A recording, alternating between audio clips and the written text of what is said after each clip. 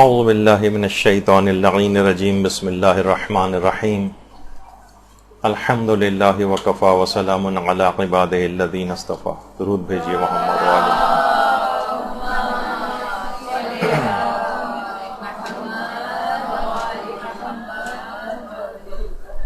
تقلید کے سلسلے میں جو اعتراضات عام طور پر سوشل میڈیا پہ اور مختلف کتابوں میں اٹھائے جا رہے ہیں، ان کے ایک ایک کر کے جوابات آپ کی خدمت میں آج بھی پیش کیے جائیں گے. ایک اعتراض یہ پیش کیا جاتا ہے کہ تقلید تو دیکھیے اندھی ہوتی ہے، تقلید تو اندھی ہوتی ہے اور ہم اندھی تقلید نہیں کرتے مجتہدین کی. یعنی تقلید کے معنی کہ ہر شخص کی یا مجتہد کی ہر تقلید کی جو تعریف ہے لغت کے اعتبار سے کہ قبول و قول بلا حجت یا قبول و قول غیر و بلا دلیل، غیر کی بات کو بغیر حیل و حجت کے قبول کر لینا، بغیر دلیل کے قبول کر لینا، یہ اندھی تقلید ہے اور ہم کسی کی اندھی تقلید نہیں کرتے. دیکھیں آپ کو اس سے پہلے بھی ہم نے پچھلی نشست میں آیا تھا کہ بہت سی چیزوں میں لوگ لغت کے اعتبار سے دھوکہ دینے کی کوشش کرتے ہیں. لغت کے اعتبار سے کہ دیکھیے لغت میں پہلے تھا کیا کہ تقلید قلادہ سے نکلا ہے، وہ ایک پٹا ہوتا ہے جانور کے گلے میں باندھا جاتا ہے، تو مجتہد بھی آپ کے گلے میں پٹا باندھ کے اپنے پیچھے کھینچ رہا ہے. اور اس میں بھی یہ ہے کہ تقلید کے معنی غیر کی بات کو بغیر دلیل کے قبول کر لینا، تو یہ کیسے ممکن ہے؟ یہی تو اندھی تقلید ہے کہ کوئی اس کی دلیل پوچھے بغیر اس کی بات کو ہم قبول کر رہے ہیں. دیکھیے تقلید کا جو انسٹیٹیوشن ہے نا، تقلید مکمل شعور اور آگہی کے ساتھ ہوتی ہے، اندھی نہیں ہوتی. اس میں اتنی شرطوں کا خیال کرنا پڑتا ہے، اتنی شرطوں کا خیال کرنا پڑتا ہے کہ توضیح المسائل کا جو سب سے پہلا صفحہ تقلید والا ہے، اس میں جس مجتہد کی آپ تقلید کریں اس کے اندر کتنی ساری شرطوں کا تذکرہ ہوا ہے.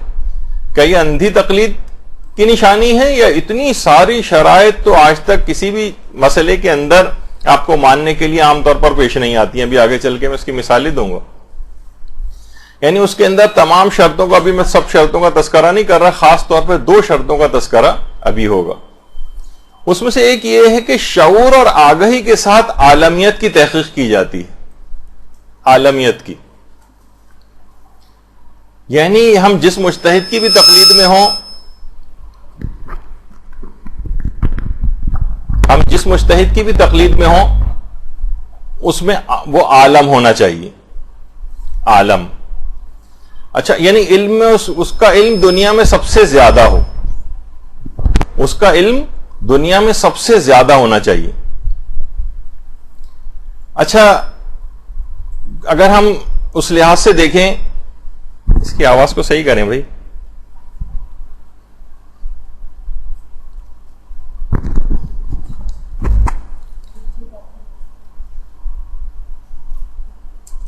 تو مکمل شعور اور آگہی کے ساتھ جو ہے اس کی تقلید کی جاتی ہے، اس کا علم سب سے زیادہ ہونا چاہیے.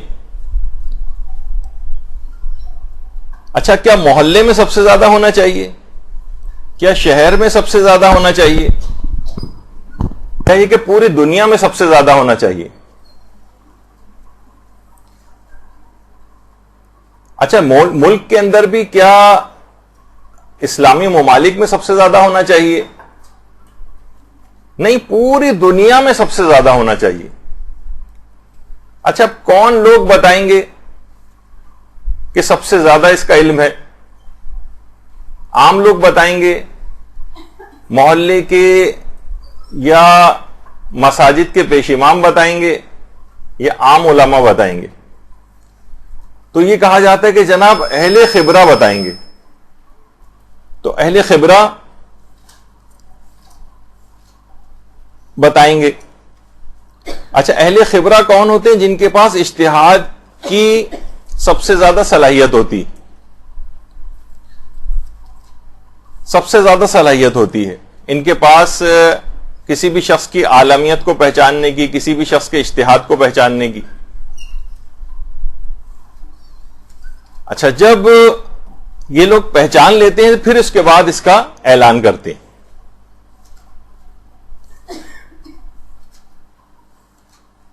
اچھا، کسی بھی دنیا کے چیز کے لیے آپ کو اتنی زیادہ تگ و دو نہیں کرنی پڑتی، اتنا تحقیقی نظام نہیں. مثلا ہو سکتا ہے کہ بعض اوقات اگر یہ ہو کہ یہ اہل خبرہ جو ہیں، یہ جو آپ کے مجتہد کے سامنے بیٹھے ہوئے ہوتے ہیں اور اس میں پہچاننے کی صلاحیت رکھتے ہیں، یہ دنیا میں کہیں پہ بھی ہو سکتے ہیں. ضروری نہیں کہ صرف ایران میں ہو، ضروری نہیں ہے کہ صرف عراق کے اندر ہو، ضروری نہیں ہے کہ یہ کسی خاص علاقے سے تعلق رکھتے ہوں، اور کسی خاص علاقے یا جگہ کی کوئی کونسل ٹائپ کی بھی نہیں ہوتی، جس طریقے سے عام طور پر پوپ حضرات کے ہوتے ہیں. کہ پوپ کا جب انتخاب ہوتا ہے نا، تو کارڈینلز ہوتے ہیں، پوری دنیا سے جمع ہوتے ہیں، پھر ووٹنگ کرتے ہیں، ووٹنگ جس کی زیادہ ہوتی ہے اس کو پوپ بنا دیا جاتا ہے. ایسا کوئی سسٹم نہیں. اور یہ اتنا بہترین نظام ہے کہ ان میں تو یہ ہو سکتا ہے کہ یہ کارڈینلز ہیں، یہ اپوائنٹڈ لوگ ہیں، ان کو اگر کوئی انفلوئنس کر لے اور کسی بھی طریقے سے اپنی اپروچ ان تک لے جائے، تو وہ زیادہ اکثریت لے کر ہارس ٹریڈنگ وغیرہ کر کے وہ اپنے آپ کو پوپ بنوا سکتا ہے. جبکہ ہمارے یہاں بالکل شفاف نظام ہے، ہر شخص کو اس کے اوپر چھوڑا گیا ہے، آپ خود جائیں اہل خبرہ سے تحقیق کریں. یعنی اتنی شعور اور آگہی کے ساتھ عالمیت کی تحقیق ہوتی. تو اچھا، اسی طریقے سے مکمل شعور اور آگہی کے ساتھ عدالت کی بھی تحقیق ہوتی، مکمل شعور اور آگہی کے ساتھ، کہ کوئی گناہ یہ شخص انجام نہیں دیتا ہے. خود مراجع ہمارے اتنے زیادہ محتاط ہوتے ہیں، بلکہ مراجع تو چھوڑی، عام پیش امام یا عام علماء ہمارے اتنے محتاط ہوتے ہیں. جیسے میں ایک مثال دوں، مثلا ہمارے سرپرست اعلیٰ مولانا غلام علی وزیری صاحب قبلہ کافی عرصے پہلے تک مثلا سگریٹ نوشی کرتے رہے تھے، لیکن دل میں کچھ تھوڑی بہت تکلیف ہوئی، ڈاکٹر کے پاس گئے، اس نے کہا کہ سگریٹ پینا تو آپ کے لیے نقصان دہ ہے. مولانا اس زمانے میں مسجد خیر العمل میں نماز بھی پڑھاتے تھے. اب بجائے اس کے کہ عام طور پر جیسے کہ ہوتا ہے کہ ٹیپر آف کرتے ہوئے آہستہ آہستہ کر کے چھوڑی جائے، نہیں، انہوں نے کہا کہ اگر جسم کے لیے نقصان دہ ہے اور مجھے کوئی خطرہ موجود ہے، جیسے کہ ڈاکٹر کہہ رہا ہے، تو میرے لیے سگریٹ کا پینا ہی حرام ہے. یک دم سالوں سے جو شخص سگریٹ پیتا ہو، ایک دم سے بس چھوڑ دی اس کو. تو اس کے وہ کہتے تھے کہ اگر میں ایک حرام کام کا اس لحاظ سے ارتکاب کروں گا تو میری عدالت متاثر ہو جائے گی، لوگوں کا میرے پیچھے نماز پڑھنا جو ہے مشکل ہو جائے گا. کتنے ہمارے محتاط علماء ایسے ہیں کہ جو عام طور پر طلاقیں نہیں پڑھتے ہیں، بہت سے کہتے ہیں کہ ناپسندیدہ شمار کیا گیا ہے. تو اگرچہ یہ بھی بہت سی دفعوں میں بہت ضروری ہو جاتا ہے، اور بعض علماء پڑھتے بھی ہیں، لیکن کچھ محتاط ہیں.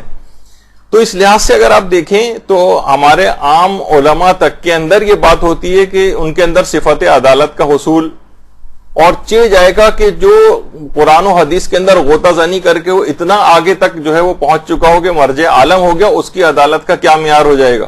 جیسے کہ ہمارے مراجع تقلید ہیں، پوری زندگی کے اندر اللہم صلی علی محمد وعلی محمد، کہ مکروہ تو چھوڑیے، مشکوک تو چھوڑیے، مباح بھی ان کی زندگی میں نہیں نکال سکتے. اور اس کے بعد ایک اور بھی چیز آتی ہے، منافی و مروت کاموں سے بھی پرہیز کرتے ہیں. یہ منافی و مروت کہتے ہیں وہ والے کام کہ جو عام طور پر معاشرہ کے اندر ان کی شان کے مطابق نہ ہوں. یعنی یہ بھی نہیں کہ وہ مکروہ ہیں، مکروہ بھی نہیں ہیں، وہ مباح ہیں، بلکہ منافی و مروت کام ہیں. مثلا ان کی شان کے مطابق نہیں ہے کہ مثلا کوئی عام مومن ہے وہ جا کر کسی بھی ٹھیلے والے سے کسی دکان میں بیٹھ کے چھولے وغیرہ کھا سکتا ہے. ان کے لوگ یہ اگر عام عالم بھی کرے گا تو لوگ کہیں گے آپ کی شان کے مطابق نہیں کہ آپ اس طرح سے کام کریں. تو مراجع کی زندگی میں نہیں اتنا اعلیٰ معیار عدالت کا ان کے پاس موجود ہوتا ہے جس کی تحقیق ہم کرتے ہیں، بلکہ ان کی اس کی زیادہ تحقیق کی یوں ضرورت نہیں پیش آتی کہ یہ سب کے سب پہلے سے اس مراتب کے اوپر اتنے فائز ہو چکے ہوتے ہیں اور علماء ان کی زندگیوں کو دیکھتے آ رہے ہوتے ہیں. تو اس اعتبار سے یہ مکمل شعور اور آگہی کے ساتھ تقلید ہو رہی، عالمیت کی تحقیق ہو رہی ہے بہت اعلیٰ پیمانے کی، کہ ان کا علم سب سے زیادہ ہے، کہ اہل خبرہ یعنی عام افراد نہیں، اہل خبرہ کہہ رہے ہیں جو کہ خود 30 40 50 سال سے مراجع کے درس کے اندر بیٹھ رہے ہوتے ہیں اور ان کے دروس کو سن رہے ہوتے ہیں، ان کے اندر صلاحیت اجتہاد کو پہچان رہے ہوتے ہیں. ورنہ تو ہو سکتا ہے نا کہ عام آؤٹ لک کے اعتبار سے کسی کی شکل بڑی نورانی ہے, سفید داڑھی ہے, بہت بڑی داڑھی ہے, ہو سکتا ہے عام لوگ متاثر ہو جائیں, عام عالم متاثر ہو جائے, لیکن وہ جو کہ 50 سال سے بیٹھ کے درس سن رہے ہیں, خود قریب الاجتہاد ہیں یا خود مجتہدین ہیں, وہ گواہی دیتے ہیں کہ اس کا علم سب سے زیادہ ہے. اسی طریقے سے ان کی عدالت کی بھی گواہیاں اس لحاظ سے موجود ہوتی ہیں کہ ایک گناہ بھی اگر وہ کرتا نظر آئے تو یہ سارے جو اس کے سامنے بیٹھے ہوئے ہیں اتنی بڑی تعداد کے اندر اس کا درس سنتے ہیں, ان میں سے ایک آدمی بھی اس کے درس میں اگلی بار نہیں آئے گا. تو یہ ہے ان کا. تو اگر اچھا یہ اس کا مطلب کیا ہوا کہ ہم اندھی تقلید نہیں کر رہے ہیں, مکمل شعور اور آگہی کے ساتھ تقلید کر رہے ہیں. اندھی تقلید تو وہ ہو رہی ہوتی نا کہ ہر کس و ناقص, کسی کے پاس علم ہے نہیں ہے, عدالت ہے نہیں ہے, جو وہ بات کہہ رہا ہے بس اس کو مانتے چلے جا رہے ہیں. جبکہ جو تقلید کا انکاری شخص ہے جو کہہ رہا ہے کہ میں اندھی تقلید نہیں کرتا, اس کی پوری زندگی اندھی تقلید سے عبارت ہوتی. مثلا اگر اس سے کہیں کہ بھائی تقلید تو صرف یہی تو نہیں نا کہ صرف فقہی مسائل کے اندر تقلید نہیں, تقلید تو ہر چیز میں حرام ہونی چاہیے, تو پھر آپ کو اندھی تقلید کسی سرجن یا ڈاکٹر سے بھی اس کی بھی نہیں کرنی چاہیے. اس نے کہا ہے کہ آپریشن کروں گا, آپ کا دماغ کو کھولوں گا, تو آپ نہ فوراً نہ اس سے کوئی دلیل پوچھتے ہیں, اور اندھی تقلید بس آپ نے تھوڑی سی اس کی 2-4 لوگوں سے اس کی شہرت سنی ہوئی ہوتی ہے, 2-4 عام افراد سے ہم نے کرایا تھا آپریشن, بڑا اچھا رہا تھا, وہ ڈاکٹر صاحب بڑے اچھے ہیں. پوری دنیا کے بھی لوگوں سے نہیں پوچھا, پورے شہر کے لوگوں سے بھی آپ نے نہیں پوچھا, 2-4 عام مریضوں سے پوچھ کے آپ آپریشن کرانے پہنچ جاتے ہیں اندھی تقلید کرتے ہوئے. تو سرجن کے اعتبار سے, ڈاکٹر کے اعتبار سے آپ کی پوری زندگی جو ہے تقلید کرتے ہوئے گزر رہی ہوتی. آپ کبھی نہیں پوچھتے کہ جناب یہ جو ہے پائلٹ صاحب میں جو اپنی پوری زندگی کو داؤ پہ لگا کے ان کے ساتھ جہاز میں بیٹھ کے جا رہا ہوں, یہ جو ہے یہ ان سے کبھی نہیں پوچھتے یہ تو نے سارے ڈائل اور یہ سوئچ لگے ہوئے ہیں, کون سا دبانے سے کیا ہوگا, اس کی کیا دلیل ہے, فلاں چیز کیا ہے, یہ یوں کیوں کر رہے ہیں, یہ اسٹیئرنگ اس طرح کا کیوں ہے, اس میں بریک کدھر ہے, جہاز کے نیچے تلاش کر رہے ہیں, گیئر کدھر ہیں, الٹی سیدھی باتیں. تو یہ ہم اپنی پوری زندگی, یہ تمام افراد اپنی زندگی کو داؤ پہ لگاتے تھے, جان کو خطرے میں ڈال دیتے ہیں, اور اس کے بعد جو ہے یہ افراد آرام سے ان لوگوں کے ساتھ سفر کرتے ہیں زندگی کے ہر کام میں. دیکھیے جو بھی ماہر فن آدمی ہوگا نا, اس سے کوئی دلیل بھی نہیں پوچھے گا, بس اس کی بات پہ عمل کیا جائے گا. بہت بڑا سائنٹسٹ ہو, ڈاکٹر عبد القدیر خانوی ہو, گھر میں ان کا کوئی فیوز اڑ جائے گا تو الیکٹریشین کو ان کو بلانا پڑے گا. باتھ روم لیکیج ہو جائے گی کوئی تو پلمبر کو بلانا پڑے گا, جو وہ کہے گا اس سے آپ کرواتے ہیں. اندھی تقلید آپ اپنی لاکھوں کی گاڑی میکینک کے جو وہ چھوٹے ٹائپ کے بچے وغیرہ ہوتے ہیں ان کے حوالے آپ کر دیتے ہیں, یہ اندھی تقلیدی تو ہوتی ہے. اور پھر کیا ہے, تو دیکھیے یہ ہمارے ہاں ایک بہت بڑا ایک المیہ اس لحاظ سے ہو گیا ہے کہ اندھی تقلید کا ایک چیز رٹ لی ہے, جبکہ مکمل شعور اور آگہی کے ساتھ ہمارے ہاں تقلید ہوتی ہے. اس کی عالمیت کی پوری جانچ ہوتی ہے, اہل خبرہ سے تحقیق ہوتی ہے. اہل خبرہ کی جو تحقیق ہے وہ مقامی علماء آپ کو بتاتے ہیں جن کے اہل خبرہ سے رابطے ہوتے ہیں, یا اہل خبرہ سے. اہل خبرہ اتنی صلاحیت رکھتے ہیں, انہی سے عدالت کی بھی پہچان جو ہے ہوتی ہے. پھر اس کے بعد جب آپ تحقیق کر لیتے ہیں کہ آدمی یہ شخص جو ہے علم دین کے اندر اس کی صلاحیت استنباط قرآن و حدیث سے اخذ کرنے کی صلاحیت پوری دنیا میں سب سے زیادہ یہ نمبر 1 ہے, یہ عالم ہے, پھر آپ اس کی بات کو مانتے ہیں. یہ تو دنیا کے کسی چیز میں نہیں ہوتا. یہ تو آپ زندگی کا ایک ایک قدم اٹھا کے دیکھ لیں, جو پوری زندگی تقلید کے اندر گزارتے ہیں, وہ اتنی زبردست تحقیق کسی چیز کے لیے نہیں ہوتی جتنی ہماری مسئلہ تقلید کے سلسلے میں. پھر وہ کہتے ہیں جناب اندھی تقلید کا تو دیکھیے قرآن نے بھی جو ہے اس کو منع کیا ہے. قرآن کے اندر ہے کہ جناب بل قالوا انا وجدنا آباءنا علی امۃ وانا علی آثارہم مہتدون.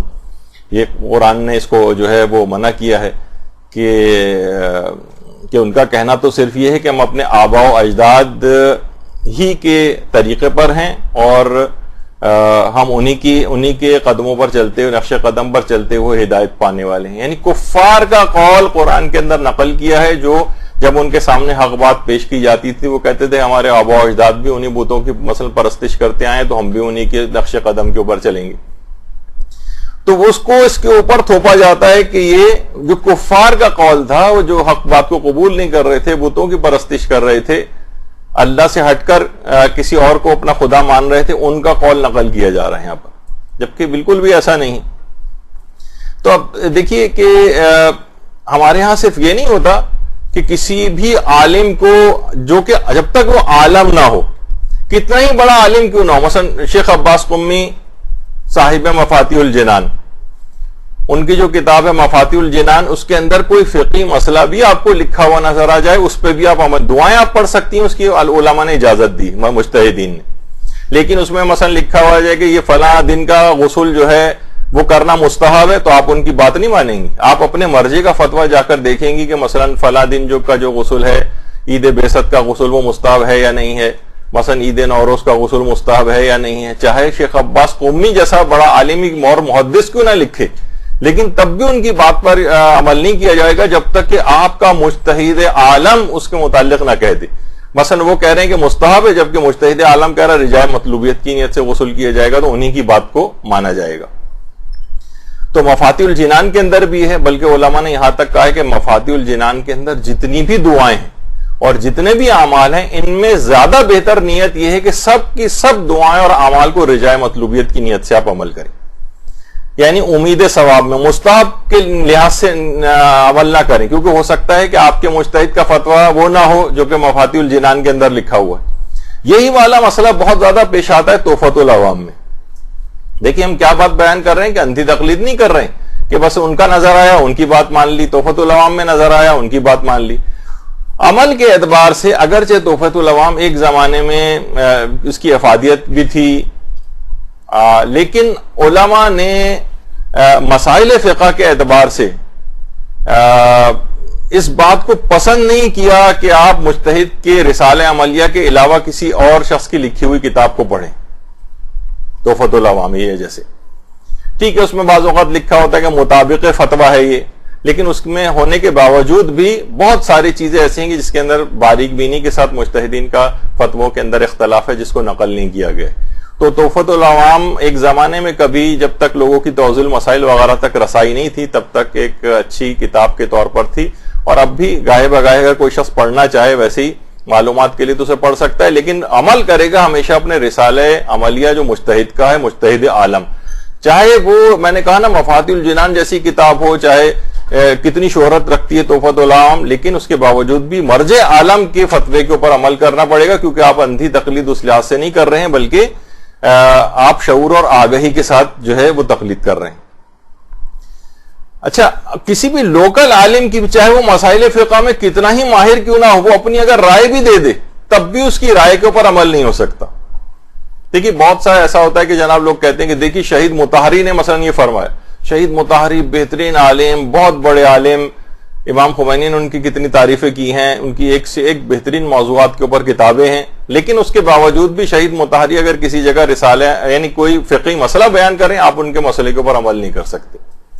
بہت سی کتابوں کے اندر انہوں نے اپنے ایک طور پر کچھ بات بیان کی ہے، کوئی چیز ثابت کر رہے ہیں، مثلا عورت پردے کی آغوش میں جو ان کی کتاب ہے، ہو سکتا ہے اس کے اندر وہ چہرہ کھولنے کا مسئلہ جو ہے وہ کہیں کہ رجحان ان کا اس کی طرف آپ کو نظر آئے، آپ کسی ایسے مرجع کی تقلید میں چہرہ چھپانے کو مثلا واجب کہتا ہے، جیسے کہ آیت اللہ حافظ بشیر نجفی ہیں، یا مثلا آیت اللہ خوئی احتیاط واجب کے طور پر چہرہ اور ہاتھ چھپانے کو بھی کہتے تھے. تو آپ کو اپنے ہی مرجع کی بات کے اوپر عمل کرنا ہے.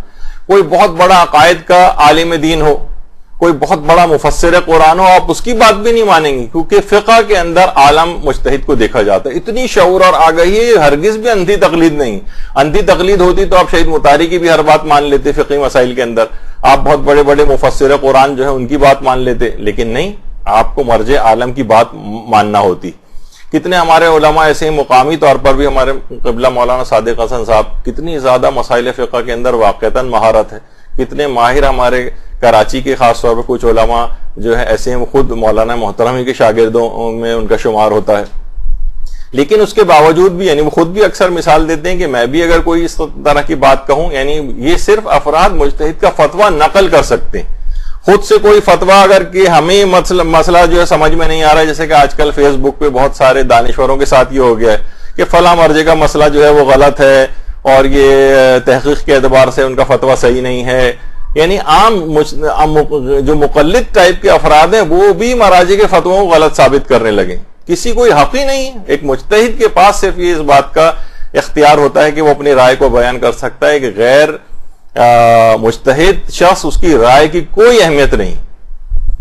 تو کتنا ہی بڑا کیوں نہ ہو، تو خود مولانا محترم اکثر اس طرح کی جو ہے وہ مثالیں دیتے ہیں. تو بہرحال مجتہد عالم ہی کی بات مانی جائے گی. اچھا، اب وہ لوگ یہ کہتے ہیں کہ بھائی عام شخص جو ہے نا یہ خود چیک کرے کون سے مجتہد کا فتویٰ قرآن و سنت کے خلاف ہے اور کون سے مجتہد کا صحیح ہے.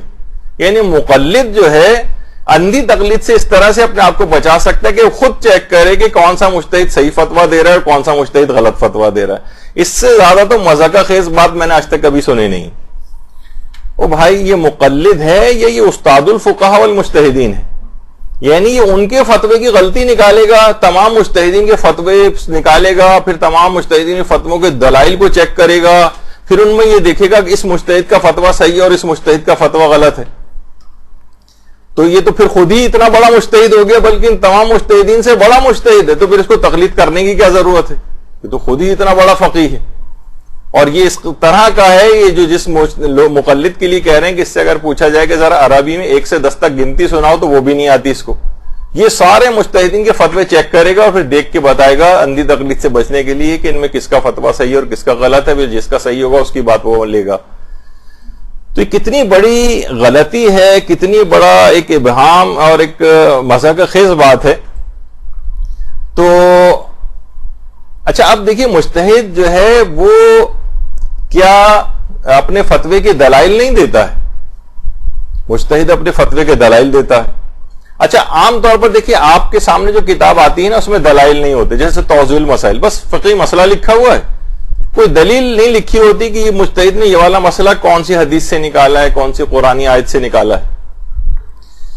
تو لیکن اس کے یہ معنی نہیں ہے کہ مجتہد کے پاس اس کے دلائل نہیں ہیں. یہ لوگ یہ دھوکہ دیتے ہیں کہ دیکھیے اس نے کہاں دلیل لکھی ہے، یہاں پر یہ تو اپنی طرف سے چیزیں لکھ رہا ہے. یہ بہت بڑا ایک دھوکہ عام عوام کو دیا جاتا ہے. البتہ اگر آپ دیکھیں واقعتاً کہ مجتہد اپنے تمام مسائل کو کس طرح سے ثابت کرتا ہے، حتیٰ کہ دیکھیے مثلا آیت اللہ خوئی نے یعنی واقعتاً آیت اللہ خوئی اجتہاد کے اندر کہ آیت اللہ صادق روحانی فرماتے ہیں، باقاعدہ ان کا ایک دستخط اور مہر کے ساتھ ایک فتویٰ ہے کہ اتنا بڑا علمی مقام ہے آیت اللہ خوئی کا اب تک دیکھیں کتنا عرصہ آقا خوئی کی تقلید یعنی انتقال ہوئے گزر چکا ہے، لیکن اب تک ان کی تقلید چلی آ رہی، اب تک لوگ ان کی تقلید میں باقی ہیں.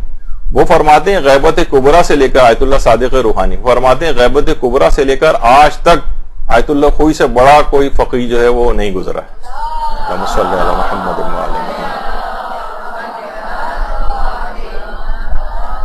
اچھا، ایک ہی مسئلے کے اندر اچھا جیسے آپ رویت ہلال چاند وغیرہ کے جو مسئلے پیش آتے ہیں، آپ نے دیکھا ہوگا توضیح المسائل کے اندر مشکل سے 1 صفحہ بھی نہیں ہے اس کا. تو آیت اللہ خوئی نے صرف اپنے ایک مسئلے کے لیے کہ آیت اللہ خوئی چاند کے مسئلے میں پوری دنیا کی یکسانیت کے قائل تھے، بس رات مشترک ہونی چاہیے. وہ کہتے تھے کہ ایک جگہ بھی نظر آ گیا تو دوسری جگہ کے لیے خود بخود ثابت ہو جائے گا، بس ایک ان ممالک کی رات مشترک ہونی چاہیے. اور آیت اللہ سیستانی جو افق کے قائل ہیں، افق کے اعتبار سے ان کے یعنی دونوں کے چاند کے مسئلوں میں اختلاف. اچھا، اتفاق ایسا ہے کہ دونوں مراجع کے جو درس خارج ہیں، ایک آقا سیستانی کے تو سوال و جواب کی صورت میں ہے، آقا خوئی نے ایک درس خارج رویت ہلال پر دیا تھا اور اس میں اپنے اس فتووں کو ثابت کیا ہے دلائل کے ساتھ واقعتا. اچھا، وہ اردو ترجمہ دونوں کے اردو ترجمے ہوئے. اگر آپ دونوں پہلے آقا خوئی کے سارے دلائل پڑھیں، آپ 100% قائل ہو جائیں گے کہ واقعتاً اتنے عقلی سائنسی دلائل ہیں اور قرآن و حدیث والے دلائل بھی ہیں کہ آپ فوراً قائل ہو جائیں گے آقا خوئی کا مسئلہ بالکل صحیح. اور اس کے بعد آیت اللہ سیستانی کا اگر آپ پڑھیں جو جن کا نظریہ ان سے الگ ہے، جب ان کے درس خارج پڑھیں گی تو آپ کہیں گے ان کے بھی دلائل بالکل ٹھیک ہیں. یعنی ہر شخص کے پاس اتنے محکم اور قوی دلائل ہوتے ہیں، جب یہ ہے کہ آپ مرجع عالم کی تحقیق خود سے کرتے ہیں اور ان کی بات کو مانتے ہیں. تو صرف ایک مسئلے کے لیے مجتہدین کے درس خارج جو ہے وہ موجود ہیں. ایسا نہیں کہ اس کے پاس دلیل نہیں ہوتی، آپ کے پاس توضیح المسائل میں نہیں لکھ رہا ہے وہ. یعنی آپ ایسے ہی ہے جیسے دلائل اگر وہ دے بھی دے نا، اگر مجتہد دلائل، تو آپ میں سے کسی کی سمجھ میں نہیں آئیں گے. اس وجہ سے وہ عام لوگوں کے سامنے دلائل نہیں دیتا ہے مجتہد. مثلا کسی ڈاکٹر کے پاس ہی اگر مریض جائے، ڈاکٹر صاحب مجھے میری بیماری تو بتا دے کیا ہے. اچھا، اب ڈاکٹر بتا دے مثلا جناب آپ کو سب ایکیوٹ بیکٹیریل اینڈوکارڈائٹس ہے مثلا. اب مریض پریشان ہو جائے گا کہ بھئی یہ کیا ہے، وہ کہے گا ڈاکٹر صاحب یہ کیا ہوتی؟ پھر ڈاکٹر جب اس کی تعریف بتائے گا اس میں اس کے پیشنٹ کے 10 سوالات اور ہوں گے جو اس کو سمجھ میں نہیں آ رہے ہوں گے کہ ڈاکٹر صاحب آپ نے فلاں چیز ایسے کیسے کہہ دی؟ تو ڈاکٹر کہے گا جناب آپ کے جو ہے وہ ESR اتنا بڑا ہو. وہ کہے گا ڈاکٹر صاحب ESR کیا ہوتی؟ تو پتہ چلا کہ وہ پورا 1 مہینے تک ڈاکٹر اس کو یہی بتاتا رہے گا اور اس کو تب بھی سمجھ میں نہیں آئے گا کہ مجھے بیماری کیا ہے, اس کا علاج کس طریقے سے ہو رہا ہے. تو دیکھیے تقلید اسی کو کہتے ہیں کہ جب آپ نے اعتماد کر لیا ہے ڈاکٹر کے اوپر, بس وہ جس طریقے سے کہہ رہا ہے عقل کہتی ہے کہ اس کی بات مانو, اس سے اس طرح کی دلائل مت پوچھو. اور ایسا نہیں کہ اس کے پاس دلائل نہیں ہوتے, جیسے مجتہد ہے اس کے پاس دلائل نہیں ہے. مثلا اگر مجتہد کہہ بھی دے, مثلا آپ اس سے جا کر پوچھیں کہ میں نے نماز فجر کے قریب جو ہے وضو کیا تھا, اب زور ہو رہی ہے, مجھے شک ہو رہا ہے کہ میرا وضو ٹوٹا یا نہیں ٹوٹا. مجتہد کہا کہ وضو نہیں ٹوٹا آپ کا, آپ سمجھیں گے کہ وضو اب بھی باقی. آپ کہیں گے کہ مجتہد صاحب ذرا دلیل بتائیے, وہ کہے گا دلیل جو ہے قانون استصحاب ہے. آپ کہیں گے قانون استصحاب کیا ہوتا ہے؟ وہ کہے گا کہ مثلا لا تنقص الیقین بالشک, یقین کا بھی شک سے نہیں ٹوٹتا. امام کی مثلا ایک حدیث موجود ہے. آپ کہیں گے اچھا پھر اس کا مطلب اس اصول کو ہر جگہ اپلائی کر سکتے ہیں؟ وہ کہے گا نہیں, ہر جگہ اپلائی نہیں کر سکتے, اس کے لیے الگ ہے. مثلا ما قبل کی شریعتوں کے اندر جو ہے اصول نہیں چلتا. مثلا ہمیں یقین ہے کہ حضرت موسیٰ کی شریعت کے اندر یہ حکم تھا, ابھی ہمیں شک ہو رہا ہے کہ یہ حکم باقی ہے نہیں, حضرت موسیٰ کی شریعت ابھی اپلائی نہیں کر سکتے, وہاں پہ اصول نہیں چلے گا. وہ کہے گا کہ مثلا حیات مفقود الخبر میں جو ہے یہ قانون استصحاب نہیں چلتا. دیکھیے میں آپ کو ساری اس قسم کی پیش کر رہا ہوں کہ مثلا کسی عورت کا شوہر اگر غائب ہو جائے تو وہ کہے گی یقین کبھی شک سے نہیں ٹوٹتا. 30 سال سے وہ غائب ہے, وہ کہے گی مجھے یقین تھا کہ وہ زندہ تھے, تو 30 سال بعد 40 سال بعد ابھی بھی میں یقین, کیونکہ شک سے نہیں ٹوٹتا, ابھی مجھے شک ہے کہ شاید انتقال کر گئے ہوں, تو 50 سال بعد بھی یہ شک باقی رہے گا. تو ساری زندگی عورت معطل ہو کے بیٹھی رہے گی, کوئی کہیں دوسری جگہ شادی بھی نہیں کر سکتی. تو مجتہد کہے گا کہ نہیں, یہاں پر مفقود الخبر کی حیات میں یہ والا قانون نہیں چلتا ہے. اب کتنی چیزیں اس میں ایک سے ایک بڑھ کر جو ہے وہ نکلتی چلی جائیں گی. ایک آدمی اگر مجتہد سے کوئی چیز کی دلیل پوچھے بھی تو اس کی پوری زندگی گزر جائے گی, چیزیں اس کے پھر بھی لیکن سمجھ میں نہیں آئیں گی, کیونکہ اس میں صلاحیت نہیں ہے کہ اس کے دلائل کو سمجھ سکے. تو اب دیکھیے کہ کتنے علماء ہیں باقاعدہ. دیکھیے اب استصحاب کے اوپر خود آغا سیستانی کا بھی ایک رسالہ موجود ہے, امام خمینی کا ایک پورا رسالہ, صرف ایک مسئلے کے لیے پوری کتابیں موجود ہیں. یعنی یہ نہیں کہ اس کے پاس دلائل نہیں ہوتے, اس کے پاس دلائل ہوتے ہیں, پوری اتنے تفصیلی دلائل ہوتے ہیں کہ آپ کی پوری زندگی گزر جائیں گی تو اس کو پڑھ بھی نہیں سکتے ان دلائل کو. مثلا اور وہ عام افراد کے سامنے نہیں ثابت کر رہا ہوتا. مثلا آیت اللہ وحید خراسانی, ان کے جو شاگرد بیٹھے ہوئے ہیں درس خارج لیول کے ہیں, اس کے اندر کچھ شاگرد ایسے ہیں جو 50 سال سے ان کے درس کے اندر بیٹھ رہے ہیں, جو خود مجتہد ہیں, ان کے سامنے وہ ان دلائل کو پیش کر رہا ہوتا. یہ اندھی تقلید نہیں ہے, وہ ان کے اہل افراد جو ہوتے ہیں ان کے سامنے ان دلائل کو پیش کر رہا ہوتا ہے. مثلا عام عوام کے سامنے پیش کرے گی تو ہر لائن کے اندر ان کو سمجھ میں نہیں آئے گا کہ اس نے کیا کہا, لیکن وہ جو افراد سامنے بیٹھے ہوئے ہیں, بعض اوقات یہ بھی ہوتا تھا کہ مثلا آیت اللہ شیخ جواد تبریزی درس خارج لے رہے ہوتے تھے, اور بعض اوقات یہ ہوتا ہے نا کہ بہت سے ابھی درس خارج میں تو ظاہر ہے جو ابھی جس کو 2-4 سال ہوئے وہ بھی بیٹھا ہوا ہے, جو 50 سال والا ہے درس سے اٹینڈ کر رہا ہے وہ بھی بیٹھا ہوا ہے اس کے اندر.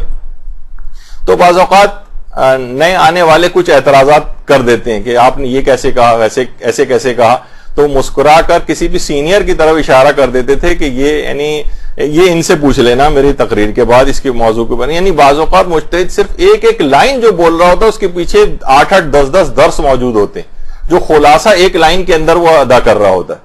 تو لوگوں نے پتہ نہیں نہ جانے اس کو اندھی تقلید کا جو ایک رٹ لیا ہے. تو اس کے دیکھیے ماہرین فن سے آپ کبھی خود بھی دلیل طلب نہیں کرتے. مثلا ڈاکٹر سے کبھی آپ علاج کے لیے دلیل طلب نہیں کرتے, سرجن سے آپ کبھی بھی نہیں پوچھتے کہ آپ کیسے مجھے کٹ کریں گے اور کس جگہ ہوگا اور کیسے جو ہے آپریشن کیا جائے گا اور اس کے دلائل کیا ہیں آپ کے پاس. کبھی بھی اگر پوچھنے بھی بیٹھیں گے تو آپ کو بھگا دیا جائے گا وہاں سے. پائلٹ سے کبھی بھی آپ دلیل طلب نہیں کریں گے. تو ہر علم اور فن کا جو ماہر ہوتا ہے اس پر مکمل طور پر اعتماد کرتے ہوئے, چاہے وہ ڈاکٹر ہو, انجینئر ہو, پائلٹ ہو, آرکیٹیکٹ ہو, مکان بنانے والا ہو, مزدور تک سے بعض اوقات آپ بس کہتے ہیں کہ یہ والا کام کر دو, پلمبر سے کہتے ہیں کام کر دو, کبھی دلائل اس سے طلب نہیں کرتے کہ تم یہ ایسے کیسے کہہ رہے ہو, اس میں اتنا فلاں کا جو ہے وہ نٹ لگے گا یا اتنی گیج کی کوئی چیز لگے گی. تو پھر مجتہدی کے سلسلے میں کیوں ہے کہ ہمیں اس کے جو ہے دلائل کا علم ہونا چاہیے. اچھا دیکھیے ابھی جیسے کہا کہ اگر وہ دلیل بتا بھی دے تو بھی ایک جاہل شخص کبھی نہیں سمجھ سکتا اس کے جو دلائل ہیں، کبھی نہیں سمجھ سکتا. مثلاً آغا سیستانی کے یعنی اگر آپ ان کی تالیفات بہت سی تو غیر مطبوعہ بھی ہیں، پورے رسالے ایسے ہیں کہ آپ نے کبھی ان چیزوں کا نام بھی نہیں سنے ہوں گے. مثلا خبر واحد کی حجیت، پورا کتابیں اس کے اوپر جو ہے موجود ہیں، پورے مباحث موجود ہیں کہ بعض اوقات انسان حیران رہ جاتا ہے کہ مجتہد کتنی زیادہ محنت کرتا ہے. اس کا ساری زندگی جو کام ہی وہ صرف دلائل دینا ہی، اندھی تقلید کروانا نہیں. وہ درس خارج میں دلائل دے گا اور عام افراد کے سامنے نہیں، پوری زندگی جنہوں نے گزاری ہے. اب ہمارے جو بہت سارے اخباری مزاج کے جو بہت سارے افراد ہیں وہ فیس بک پر کٹ پیس ٹائپ کی چیزیں لگا رہے ہوتے ہیں کہ دیکھیے یہ لوگ جو ہے نا اندھی تقلید کرواتے ہیں. اور یہ تو مجتہد کو دلائل کو ان کے سمجھنے والوں کے سامنے بیان کرتے ہیں، ان کے سمجھنے والے. اب دیکھیں آیت اللہ وحید خراسانی، یہ ان کا درس خارج. قوم کے اندر اگر آپ جائیں تو آپ دیکھیں گے کتنی بڑی تعداد کے اندر ایک سے ایک قابل پڑھا لکھا ترین آدمی جو ہے وہ ان کے اس کے اندر بیٹھا ہوا ہے اور ان کے سامنے دلائل کے ساتھ جو ہے اپنے مسائل کو بیان کرنا ہوتا ہے. بعض اوقات مجتہد کو ایک دورہ یعنی سمجھے تقلید سے لے کر دیات تک کے جتنے فقہی مسئلے ہیں ان کو کور کرنے میں 20 سال 25 سال 30 سال بھی لگ جاتے ہیں. اکثر مجتہدین تو کتاب حج پہنچنے سے پہلے ہی اپنے دلائل کو انہوں نے تقلید سے لے کر ثابت کرتے کرتے حج کے تک جب پہنچتے ہیں تب تک انتقال ہو جاتا ہے ان کا. لیکن بہرحال کچھ جو ہے تو اتنے ماہرین کے سامنے یہ آیت اللہ ناصر مکارم شیرازی کا درس خارج ہو رہا ہے، تو اس میں الگ الگ ان کے طالب علم ہوتے ہیں، اس کے اندر بیٹھنے والے افراد، ان کے سامنے دلائل کے ساتھ یہ لوگ چیزیں بیان کرتے ہیں. آخوند خراسانی یعنی آج کا سلسلہ نہیں ہے بلکہ شروع سے ہمارے ایک سلسلہ چلا آ رہا ہے. ایسا نہیں ہوتا مجتہد بس گھر میں بیٹھے ہوئے حقہ گڑگڑاتے ہوئے جو فتویٰ جاری کر رہا ہے مثلا، تو ایسا نہیں ہوتا. وہ یعنی خود مجتہدین کے سامنے قریب الاجتہاد افراد کے سامنے دلائل کے ساتھ ثابت کر رہا ہوتا ہے. اسی طریقے سے مثلا آیت اللہ حسین بروجردی معصومہ قوم کے صحن میں اللہم صلی علی محمد و علی محمد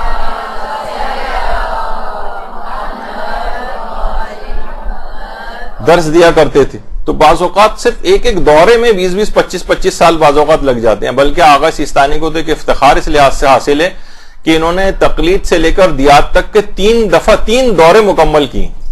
اللہم صلی علی محمد و علی محمد.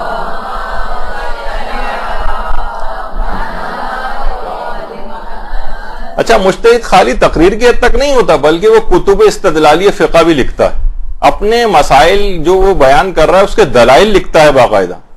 اس کی میرے پاس آج اتنا وقت نہیں ہے، اب اس سے اندازہ لگا لیں کہ آیت اللہ خوئی نے ظاہر ہر جو حدیث ہوگی اس کے راوی بھی ہوں گے، تو راویوں کی تحقیق پہ ہی معجم رجال الحدیث کے نام سے آغا خوئی نے 24 والیوم کے اندر ایک کتاب لکھی، جس میں ہر کتاب میں 1000 صفحات ہیں، یعنی 24,000 صفحات.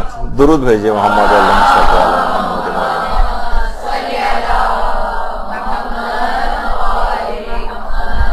24,000 صفحات پہ مشتمل تو فقط راویوں کی تحقیق ہے. یعنی 1400 سال پہلے کا جو راوی ہے اس کی وہ عادل تھا کہ ثقہ تھا کہ غیر عادل تھا، اس کی زندگی کی تحقیق جا کے کرنا. آپ کو اپنے علاقے محلے اپنے گھر میں رہنے والے کسی فرد کے متعلق کسی رشتہ دار کے متعلق اتنی بعض اوقات معلومات نہیں ہوتی کہ جو مجتہد جا کر اتنا پہلے سے جا کر تمام پچھلے علماء کی کتابیں اور اس کے بعد ایک نظریہ بیان کرتا ہے کہ ہاں یہ راوی عادل تھا، اس کی روایت کو لیا جا سکتا ہے یا نہیں لیا جا سکتا، کیونکہ اس کے اندر ہزاروں لاکھوں روایات جو اس طرح کی ہیں جس کے اندر بہت ساری چیزیں پھیلا دی گئی ہیں. بہت سے افراد کو جب سزائیں پہلے دی جاتی تھیں تو ہنسا کرتے تھے کہ ان کو قتل سے پہلے کہ وہ کہتے تھے کہ میں نے جو 20 ہزار احادیث جو ہیں وہ جعلی بنا کر پھیلا دی، ان کا کیا کرو گے، مجھ کو تو مار دو گے. تو آپ اس سے اندازہ لگائیں گے مجتہد کو روایتوں کی کتنی تحقیق کرنا پڑتی. تو فقط راوی کی تحقیق کے لیے 24,000 صفحات آیت اللہ خوئی نے لکھی. سوچیں، اور اس کے علاوہ جو کتابیں ہیں ان کی بے شمار، اگر صرف ان کا ہی اگر صرف نام اور تعارف کراؤں تو پوری کلاس اسی کے اندر نکل جائے. اتنے استدلالی کتب فقہ مجتہد لکھتا ہے، اندھی تقلید نہیں کروا رہا ہے، وہ ایک چیز کو ثابت کرتا ہے. اسی طریقے سے مثلا آیت اللہ صادق روحانی، یہ فقہ الصادق کے نام سے انہوں نے 41 والیوم کے اندر، یہ جو پیچھے پوری لکھی ہوئی نظر آ رہی ہے 41 والیوم انہوں نے ایک درود اللہم صلی علی محمد.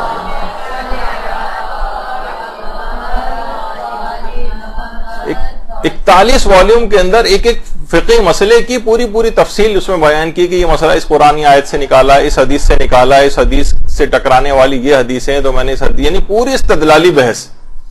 تو سوچیے کتنا ایسا ہے. اچھا اگر آپ دیکھیں تمام ماہرین فن جو پوری دنیا میں پائے جاتے ہیں ان سے کہیں زیادہ وقت جو ہے یہ مجتہدین اپنے علوم کے اندر لگاتے ہیں. مثلا کوئی ڈاکٹر جس سے آپ علاج کرانے جاتی ہیں 5 سال وہ پڑھتا ہے، 1 سال ہاؤس جاب کرتا ہے، اس کے بعد آپ کا علاج شروع کر دیتا ہے. بہت ہوا تو 2-4 سال اس نے اور اسپیشلائزیشن میں لگا دیے. اور پی ایچ ڈی ٹائپ کا ہے تو مثلا 10 15 20 سال تک فیل ہوتا رہے گا مثلا، اور پھر پاس نہیں کرے گا تو وہ ایک الگ بات ہے. لیکن اتنے عام طور پر اتنا ہی وقت اس کے اندر لگتا ہے. تو اس کے لیے اس سے آپ جا کے آپریشن کے لیے بھی تیار ہو جاتے ہیں، اپنا جسم بھی اس کے حوالے کر دیتے ہیں کہ جناب جیسا بھی ہمارا علاج جو ہے وہ کرو. تو ابھی اس کو 5-7 سال کے اندر آپ نے اتنا اعتبار کر لیا. اور ڈاکٹر جو مجتہد ہیں وہ 80 90 100 سال تک کمریں جھک گئی ہیں اس کی، اور اس کی بات کو آپ کہہ رہے ہیں کہ ہم اس کی اندھی تقلید نہیں کریں گے. تو بھائی اندھی تقلید نہیں، وہ ہر چیز کو ثابت کر چکا ہے لیکن آپ میں سمجھنے کی صلاحیت نہیں ہے اس کی.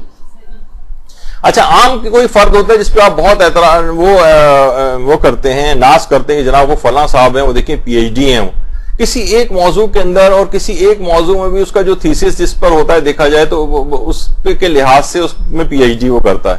یہ جو مجتہدین ہیں یہ 20 اور 50 علوم میں سمجھیں گے یہ پی ایچ ڈی ہوتے ہیں.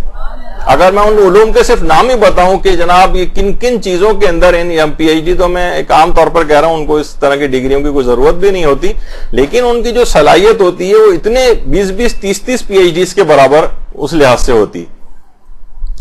تو جبکہ ان کے پاس کتنا احادیث اور قرآن کا کتنا غوطہ زنی کا کتنا طویل تجربہ ہے. جبکہ ڈاکٹر کو آپ دیکھیں آج کوئی مثلا FRCS کر کے آتا ہے تو عام طور پر وہاں پر اس کو اس طرح کے تجربات کرنے کی بھی اجازت نہیں ہوتی جو ہمارے ہاں فوراً طور پر جو ہے وہ دی جاتی ہے. جیسے کہا جاتا ہے نا کہ وہ لطیفہ بھی ہے کہ ایک مریض جو ہے بیچارہ بہت گھبرا رہا تھا، ڈاکٹر صاحب اس کے پاس آئے، گھبرا کے انہوں کہنے لگے ڈاکٹر صاحب اصل میں زندگی میں پہلی بار میرا آپریشن ہو رہا ہے. تو ڈاکٹر نے کہا کہ پریشان ہونے کوئی بات نہیں، میں بھی پہلی دفعہ ہی کر رہا ہوں آج. تو اس سے بھی کرانے کو آپ تیار ہو جاتے ہیں فوراً کہ جناب وہ کبھی نہ کبھی تو پہلی دفعہ کسی نہ کسی کا آپریشن کرتا ہی ہوگا نا ڈاکٹر. تو بہرحال، اور میں نے اپنی آنکھوں سے بھی دیکھا ہے، بعض اوقات پرسنل چیزیں بھی شیئر کر دیتے ہیں کہ جب ہمارا طالب علمی کا دور تھا، نیورو سرجری وارڈ میں پوسٹنگ تھی ہماری، تو وہاں ایک FRCS کر کے آئے تھے لیکن ان کا ہاتھ اس لحاظ سے کافی خراب تھا. تو عام سے بھی جو دماغ کے آپریشن ہوتے تھے اس میں بھی مریضوں کی ڈیتھ ہو جایا کرتی تھی. تو اکثر اس زمانے میں طالب علم آپس میں یا جو جونیئر ڈاکٹرز ہوتے تھے وہ ہنسی مذاق بھی کر رہے ہوتے تھے کہ آج سر فلاں کا آپریشن کریں گے، آج آخری دفعہ اس بیچارے سے چل کے مل لو. تو بہرحال اس طرح کی چیزیں، تو اس میں آپ نا ان کے یعنی انتھی تقلید اس کے اندر آپ کر رہے ہوتے ہیں. تو ایک مجتہد لیکن پوری زندگی اس کے اندر لگاتا ہے دیانتداری کے ساتھ، تو اس کی بات کو آپ ماننے کو تیار نہیں. اچھا دیکھا جائے تو اصل اندھی تقلید کے خلاف بولنا چاہیے.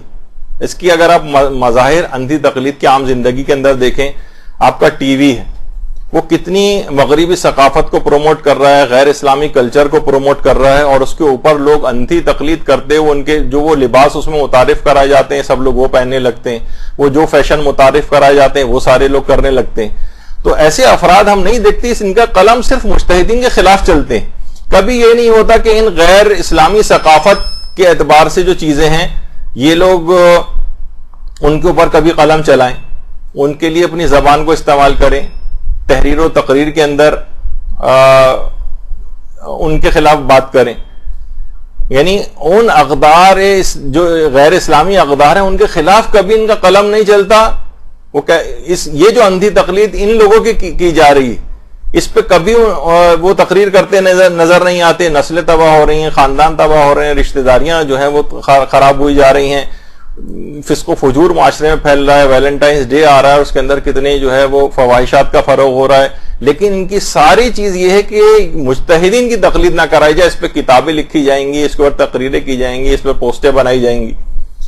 صحیح گناہوں کے خلاف جو یہ اندھی تقلید ہو رہی ہے ان کے خلاف کام کرنا چاہیے. اچھا آپ دیکھیں تقلید جو ہے اس کی بھی 4 اقسام ہیں. اب آپ خود دیکھیں کہ یہ اندھی تقلید نہیں ہے، کتنی شعور والی چیزیں. دیکھیے تقلید کی 4 قسمیں. یہ تو ایک تو ہے عالم کی تقلید کرے، یہ بالکل باطل ہے. جب خود عالم ہو تو دوسرے کی تقلید کیوں کر رہے ہو؟ یا عالم جاہل کی تقلید کرنے لگے. بھائی تم خود عالم ہو تو جاہل کی تقلید کیوں کر رہے ہو؟ یہ بھی غلط ہے. جاہل کی تقلید کرے، تم خود جاہل ہو کسی دوسرے جاہل کی تقلید کرو، بالکل غیر عقلی ہے. ہاں جاہل عالم کی تقلید کرے، یہ بالکل عین عقلی چیز ہے. جو نہیں جانتا وہ اس شخص کی بات مانے جو اس چیز کے متعلق مکمل طور پر جانتا. یہ اندھی تقلید نہیں ہے، یہ بالکل ایک عقلی حکم ہے، عقلی حکم ہے. اچھا، اس لحاظ سے اگر آپ دیکھیں کچھ چیزیں ایسی ہیں جن میں تقلید باقاعدہ منع بھی. اب اتنا وقت نہیں ہے کہ ان سب چیزوں کو میں بیان کروں، لیکن مثلا اصول دین میں تقلید منع ہے.